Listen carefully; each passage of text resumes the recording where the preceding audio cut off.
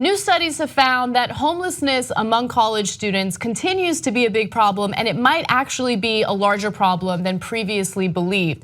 Now, there have been a number of studies, 3 recently, that look specifically at community college students, and the number that are considered either homeless or, it's called precariously housed. So individuals who might be staying with friends or maybe living in shelters, things like that. Now the study suggests thousands of students at community colleges nationwide could be considered homeless or precariously housed, either because they have been thrown out of home, evicted, or sleep in a shelter, car, or abandoned building. Now, there were researchers from Temple University in Philadelphia that specifically looked at this issue, and they found out that anywhere between 12 to 14% of these students are either homeless or precariously housed. And I think the most interesting part about all of this is the kind of reaction people are having to the story. And the reaction is, well, if you can afford to go to college, you can afford to put a roof over your head, so stop whining and stop crying about it, right? So when I came across this story, I was super curious to see what the comments section included. And it's this weird disconnect, right? You have people who argue, oh, stop whining, pick yourself up by the bootstraps, get your education, and then get a good job. Okay, but A, education is obviously extremely expensive, right? Even in some community colleges, it can be pricey. And B, you can't get a great job at this point without some form of higher education. C, if you're going to school, despite the fact that you don't even have anywhere to live or sleep there, that's picking yourself up by the bootstraps. That's amazing. It doesn't get any more bootstraps than that if you're sleeping in your car and going to college anyway because you're desperate to get an education. These should be the conservative dream guys. Like man, look at how hard they're working to get ahead in life. So look, but I'm gonna be on both sides here in a sense because now I'm gonna criticize liberals or progressives or whoever did this study for using words like precariously housed.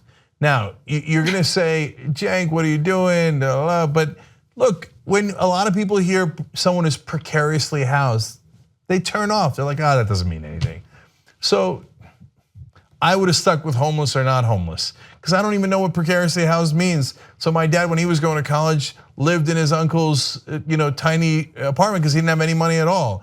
So was he precariously housed? I don't know. He relied on family. Precariously housed in this context, and you get super turned off by terms, and I don't know why, right? Like, so when we talk about things like underemployment, you immediately like shut down. You're like, underemployment, not a thing, and that was one of our biggest debates, and it drives me absolutely crazy because yes, underemployment is a thing, and a lot of people, particularly millennials, are suffering the consequences of that. But when it comes to being precariously housed, it's people who are like literally living in their cars, right? So they're not living on the corner somewhere or on the streets. No, but if you're living in your car, you're homeless. That's okay. Put them in the homeless category. You literally don't have a home. A car is not a home. We're debating about terms. It doesn't matter. I'll tell you why. I'll tell you why. Because it has bad optics, man. When you tell people, oh, that dude's employed, but he's underemployed because we feel like he should have a better job. People go, I'm done with these guys, right? Jesus Christ. Okay. When you go precariously housed, I mean, he does have a house, but I don't quite like it. That's the perception that they have, okay? So, I know it's a minor point. I just stick with homeless. But the overall point, the more important thing is, if you're so gung-ho to get an education that you're sleeping in your car, you're sleeping at the YMCA if that still exists, to make sure you can still get an education, you're an American hero and somebody that people should look up to and not be treated with disdain. Exactly, and one other thing that I wanted to quickly mention. So this has become such a big problem that there are public figures getting involved, trying to donate money and help students who don't have a place to live but really do want to get an education. So Big Sean, he's a rap artist, Sean Anderson. He has a foundation known as the Sean Anderson Foundation, and he's donated some money to an organization that specifically helps students who don't have housing, that have nowhere to live, they're living on the streets. And I think that it's incredible that he's getting involved and other public figures are doing the same. Also, there's the Southern Scholarship Foundation in Florida, and over the last 60 years, they've been providing rent-free housing to homeless college students. Look, just because someone's in college doesn't mean that they're like living high off the hog, right? It doesn't mean that they're wealthy or that their parents are wealthy. A lot of college students are struggling as it is. And then imagine if, these kids have been disowned by their families, or, they don't have families. Maybe they were, brought up in the foster care system. These are people who have had it really, really tough for their entire lives, and they need a little bit of help, and that's okay. It's okay to get that help. And everybody has a different perception. You say college, people think, oh, Harvard, Penn State, whatever, right?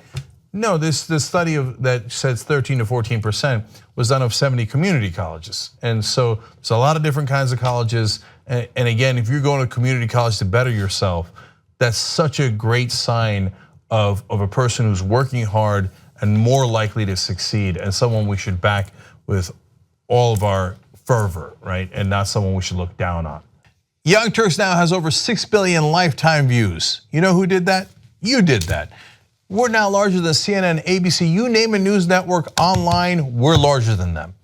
And you built all that as everyone scoffed and didn't believe. And here we are, guys, thanks to you. Build independent media together with us at tytnetwork.com/join.